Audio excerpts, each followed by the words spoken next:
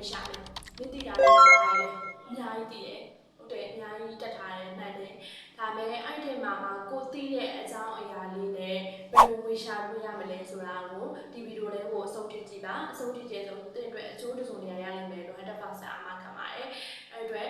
ကိုသိတဲ့အကြောင်းအရာဘယ်လိုကိုသိထားတဲ့အကြောင်းအရာနဲ့ဝင်ရှာလို့ရမလဲဆိုတာကိုစပါမယ်အခုခေတ်လူငယ်တွေတော်တော်များများကအောင်မြင်မှုနောက်ကိုလိုက်နေကြတယ်အောင်မြင်မှုကိုလိုက်ရှာဖွေနေတဲ့လူငယ်တွေအတွက်တက်တက်ရှောင်းမှာအောင်မြင်မှုတာဝန်ယူမှုနဲ့ဒီလိုတိုးတက်မှုကိုမြင့်တင်နိုင်ရတဲ့အတွက် knowledge sharing ကအရေးကြီးမှုနဲ့ဘူးတူတာတမှုရှိရာတွေကိုမျှဝေပေးစင်ပါတယ်။ Okay အောင်မြင်မှုဆိုတာကဒီတူတစုံတယောက်ချင်းနဲ့အောင်မြင်မှုရဖို့ဆိုတာတသန်းကမရှိဘူးတူ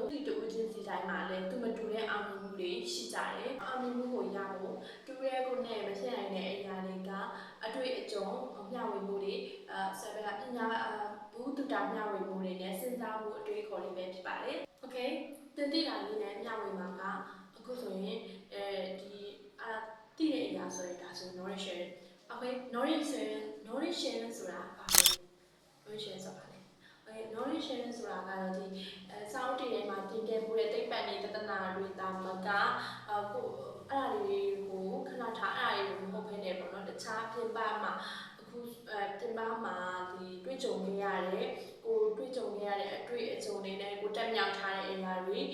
ကိုအောင်မြင်ဖို့သွားနေတဲ့လမ်းကြောင်းတွေမှာမအောင်မြင်မဲနဲ့ပြုတ်ကျခဲ့တဲ့မအောင်မြင်ဘူးတဲ့အကြောင်းအရာတွေလည်းပြောလို့ရတယ်သင်ခန်းစာတွေပြောလို့ရတယ်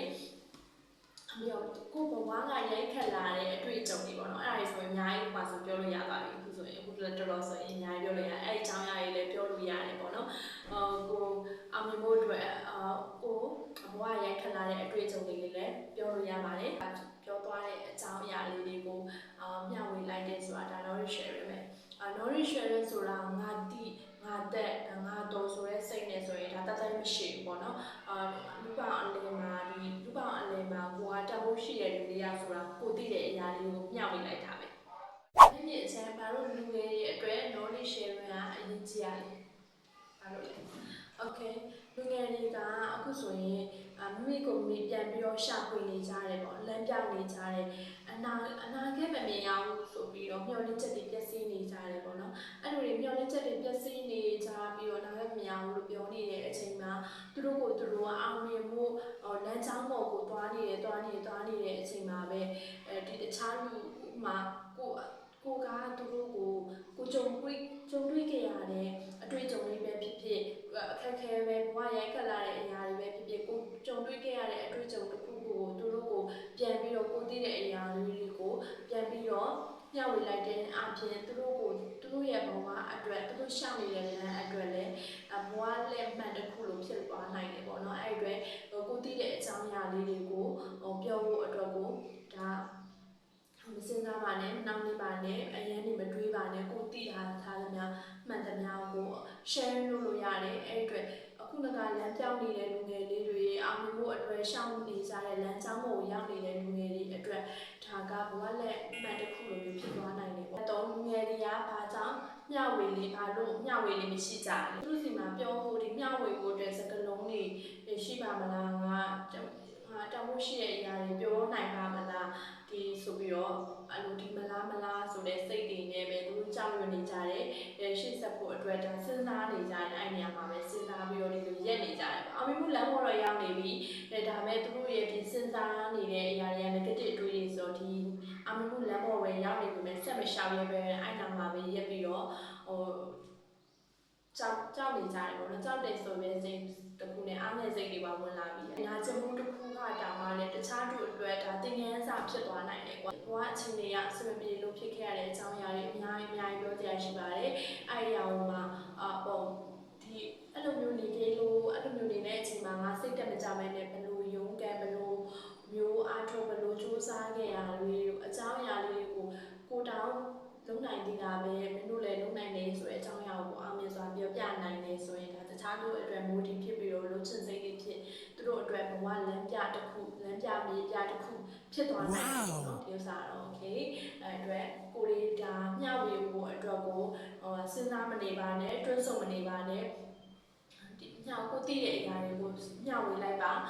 ဘယ်လိုညှောင်ဝေရမလဲဆိုတာနောက်ထပ်တစ်ပိုင်းမှာပြောပြပေးမယ်ကိုသိတဲ့အရာလေးတွေကိုနောက်ထပ်နံပါတ်4မှာပြောပြပေးမယ်ဘယ်ကနေညှောင်ဝေရမလဲဆိုတာအခုလောဆယ်ကိုသိတဲ့အရာလေးတွေကိုဒီညှောင်ဝေတာကအခုမှအဲ့လိုအတွေးတွေမဝင်နဲ့ကွာအတွေးကငါဘာသိထားလို့လဲငါမှတန်ဖိုးရှိတဲ့စကားလုံးတွေမရှိဘူးပဲအဲ့လိုအတွေးလုံးဝမဝင်ပါနဲ့အခုထုတ်လိုက်ပါတော့ငါမှသိထားတဲ့အကြောင်းအရာလေးတွေကအများကြီးရှိတယ်လို့တွေးပါငါငယ်ကလေးကတိုင်အခုကြီးလာပြီပဲဘဝမှာဘယ်လိုတွေးကြုံခဲ့ရတယ်ဘယ်လိုတွေရိုက်ခတ်ခဲ့ရတယ်အခုချိန်မှာငါတက်တောင်တနဲ့နေနိုင်ခဲ့ပြီတက်တောင်တမနေလဲအောင်မြင်မှုတစ်ခုပေါ်မှာရောက်နေပြီဆိုတဲ့အကြောင်းအရာလေးကိုပြန်ပြီးတော့ share လုပ်ပေးခြင်းအပြင်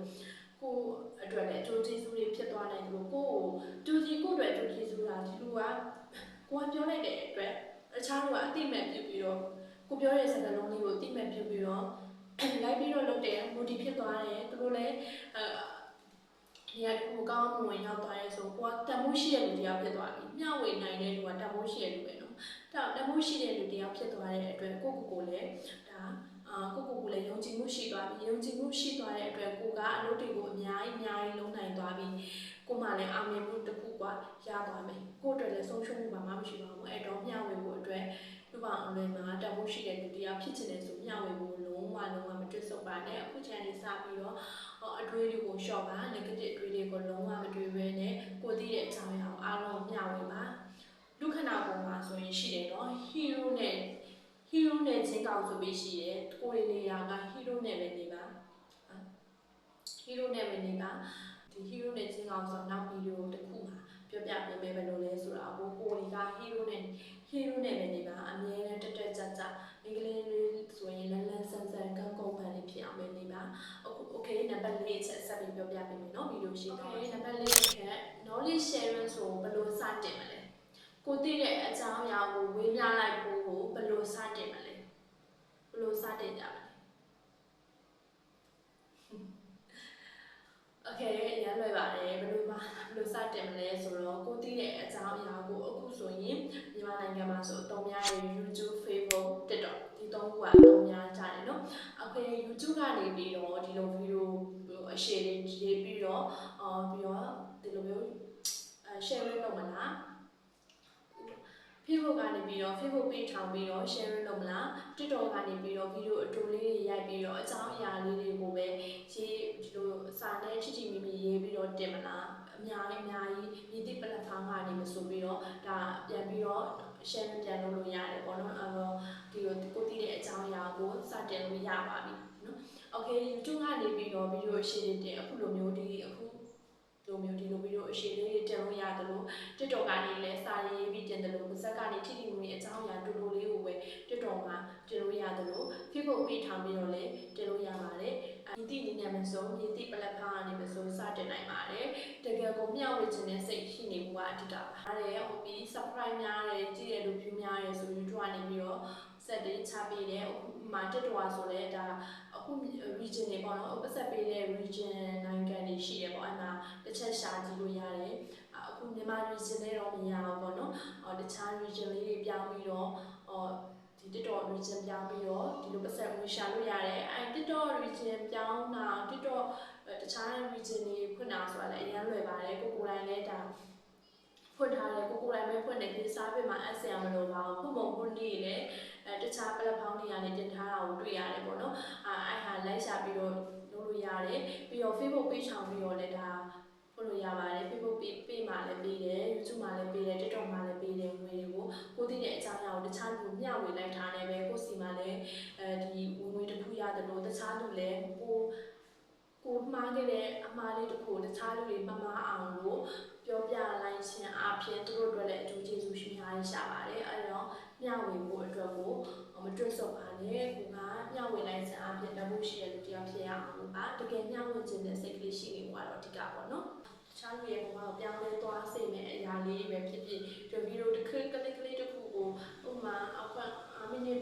ဖြစ်7မိနစ်ဖြစ်ရိုက်ပြီးတော့ကိုတည်းရဲ့အကြောင်းအရာလေးတွေကို share လုပ်တယ်ဆိုတော့တခြားသူလည်းဒါနည်းနည်း motive ဖြစ်သွားရင်တောင်မှတခြားသူအတွက်အကျိုးကျေးဇူးရတယ်လို့ကိုယ့်အတွက်လည်း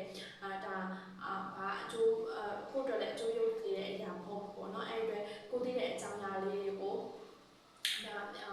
အခု မြေတိပလက်ဖားနေမှာဆို share လုပ်ပြီးကိုယ့်အတွက်လည်းဝင်ရှာလို့ရတယ်လို့တခြားသူအတွက်လည်းအကျိုးကျေးဇူးတွေအများကြီးရတဲ့အတွက်တည်တာလေးတွေကိုမျှဝေပါလုပ်ဖို့အတွက်စောင့်ဖို့အတွက်မကြောက်ပါနဲ့โอเคအဲ့ဆိုရင်ဒီနေ့ကကိုတည်ရဲ့အကြောင်းအရာလေးတွေမျှဝေရင်းနဲ့ကိုယ်တိုင်လည်းဝင်ရှာနိုင်တဲ့လူတရားဖြစ်သွားတယ်လို့တခြားသူအတွက်လည်းအကျိုးကျေးဇူးတွေအများကြီးရတဲ့ဗီဒီယိုတွေအများကြီးဖန်တီးနိုင်ပါစေဖန်တီးလိုက်ကြရအောင်ပေါ့နော်အခု channel စပြီးတော့အောက်မှာစောင့်ဖို့အတွက်မစပါနဲ့ဗီဒီယိုဆိုတာရိုက်ပြီးသွားရင်ပြန်ဖြတ်လို့ရတယ် edit ပြန်ကလို့ရတယ်မှားတဲ့နေရာမကြိုက်တဲ့နေရာအားလုံး edit ပြန်ဖြတ်လို့ရတယ်အခုမှဆိုအရန်ကိုခင်မီလေးကြိုက်တဲ့ AI ကိုရွေးချယ်ပြီးတော့ AI တွေကနေသိချင်တဲ့အကြောင်းအရာလေးအဲ့မှာသွားမေးလို့ရတယ် AI တွေအသုံးပြုပြီးတော့လေကိုကဗီဒီယိုလေးဖန်တီးလို့ရတယ်ပေါ့နော်အများကြီးရှိပါတယ်အဲ့အတွက်ကိုယ့်အတွက်လည်းသိတာလေးနဲ့မျှဝေလိုက်တာနဲ့ကိုယ့်အတွက်လည်းငွေရှာလို့ရတယ်လို့တခြားလူတွေလည်းအကျိုးကျေးဇူးတွေအများကြီးရှိတယ်ဗီဒီယိုကလစ်လေးတွေကိုဒီလိုဖန်တီးရင်းနဲ့တမိုးရှိတဲ့လူတစ်ယောက်အနေနဲ့စတင်လိုက်ကြရအောင်ခု channel စတင်ပြီးတော့ okay အဲ့ဆိုရင်ဒီအကြောင်းအရာပေါ့ဆိုသိချင်တာလေးရှိရင် comment မှာမေးသွားလို့ရတယ်လို့နောက်တင်မဲ့ knowledge sharing ဘိုင်းနဲ့ပတ်သက်တဲ့အကြောင်းအရာလေးအားလုံးကိုလည်းကြည့်လို့ရအောင်လို့ subscribe လေးနှိပ်သွားလိုက်တော့เนาะ okay အဲ့ဆိုရင်ဗီဒီယိုလေးကိုဒီညမှာပဲအဆုံးသတ်လိုက်ပါမယ် see you bye bye